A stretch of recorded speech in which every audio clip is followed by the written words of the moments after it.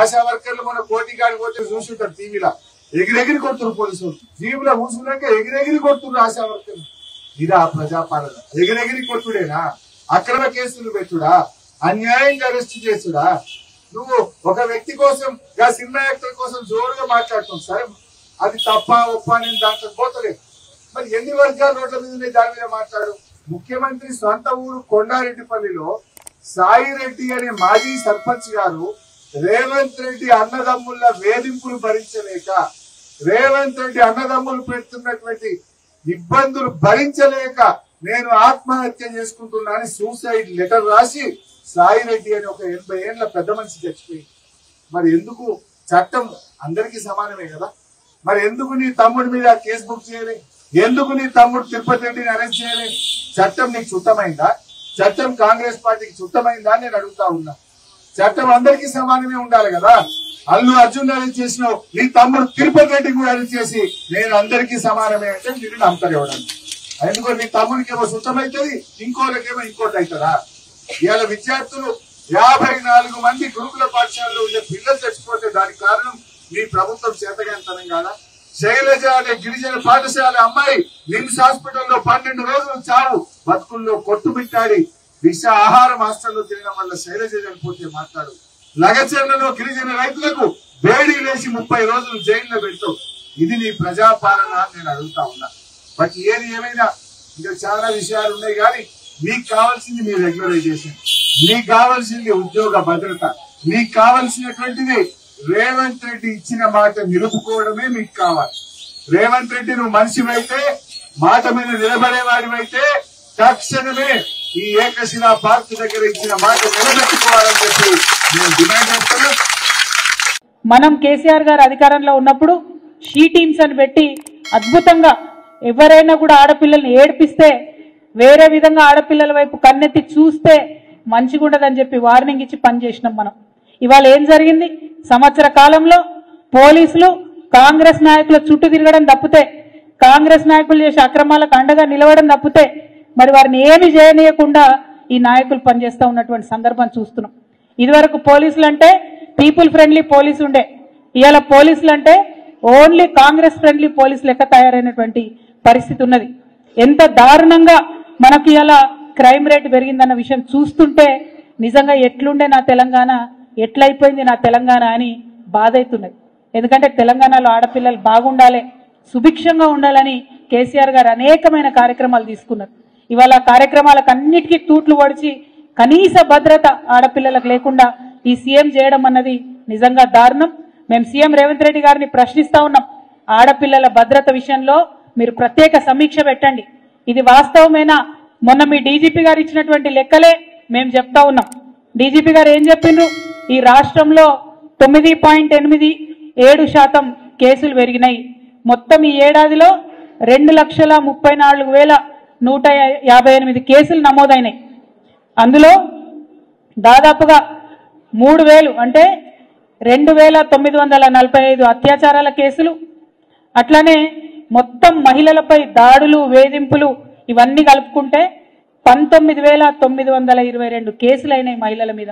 అంటే ఎంత భయంకరమైన పరిస్థితి ఉందో ఒక్కసారి మనం ఆలోచించుకోవాలి.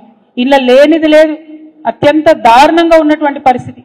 ఇంకా ఘోరం ఏంటంటే ఆనాడు మనం కేసులైతే వాళ్ళకి శిక్ష పడేలాగా చూసేది. ఇవాళ శిక్ష రేటు కూడా, కన్విక్షన్ రేటు కూడా చాలా తగ్గిపోయినటువంటి పరిస్థితి. ఒక పక్క నేరాలు పెరిగినాయి, ఇంకొక పక్క కన్విక్షన్ రేటు తగ్గిపోయింది. మరి ఈ విషయాల్ని గౌరవ ముఖ్యమంత్రి గారు చాలా సీరియస్ గా తీసుకొని మహిళా భద్రత విషయంలో ఈ రాష్ట్రంలో తప్పకుండా సమీక్ష జరపాలని చెప్పి మేము డిమాండ్ చేస్తా ఉన్నాం.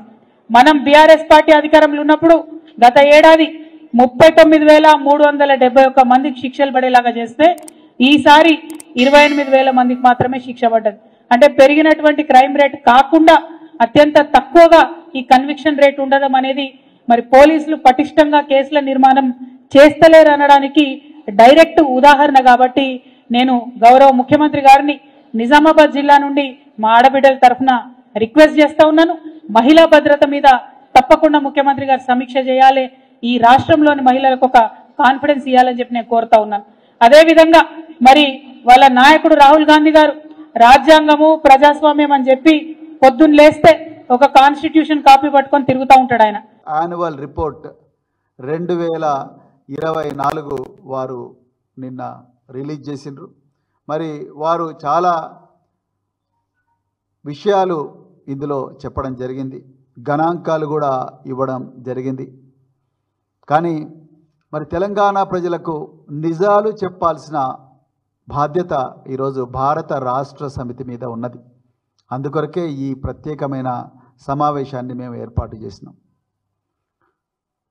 నిజానికి తెలంగాణ ప్రజలు గుర్తించాలి, ఈ రాష్ట్రానికి డిసెంబర్ 9వ తారీఖు నుండి డిసెంబర్ 30వ తారీఖు వరకు హోంమంత్రి లేరు. హోంమంత్రి లేకుంటే శాంతి భద్రత పరిస్థితి ఏ విధంగా ఉంటుందో మీరు ఒక్కసారి ఆలోచించాలి. ఈ రాష్ట్రానికి హోంమంత్రి లేరు. 2 డీజీపీలు మారిండ్రు, రవి గుప్తా గారి నుంచి మరి జితేందర్ గారు వచ్చిండ్రు. అదేవిధంగా ఆనాడు 10 సంవత్సరాల్లో పనిచేసిన ఆఫీసర్లే ఇప్పుడు కూడా ఆఫీసర్లుగా ఉన్నారు.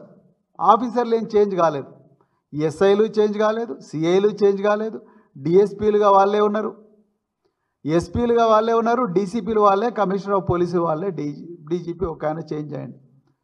అధికారులు పెద్దగా మార్పు లేదు.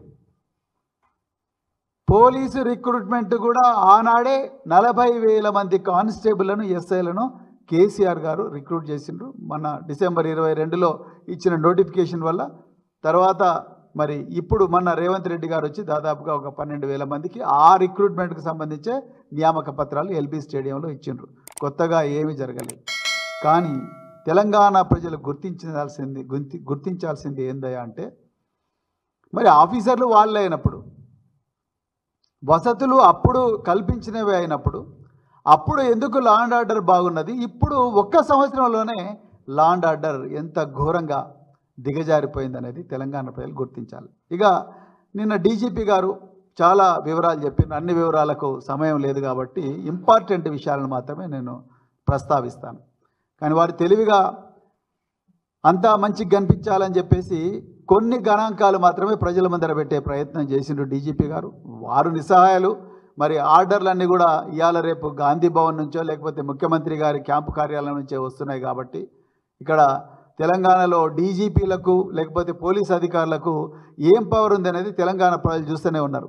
నిన్నటికి నిన్న జగిత్యాలలో పోలీసు కానిస్టేబుల్ నేరం జరుగుతుంది అని చెప్పి ఒక పెట్రోల్ పంప్ దగ్గరికి ఇన్ఫర్మేషన్ వచ్చిన వెంటనే పోతే ఆ పోలీసు కానిస్టేబుల్ల మీదనే దాడులు చేసిన పరిస్థితి కాంగ్రెస్ నాయకులు.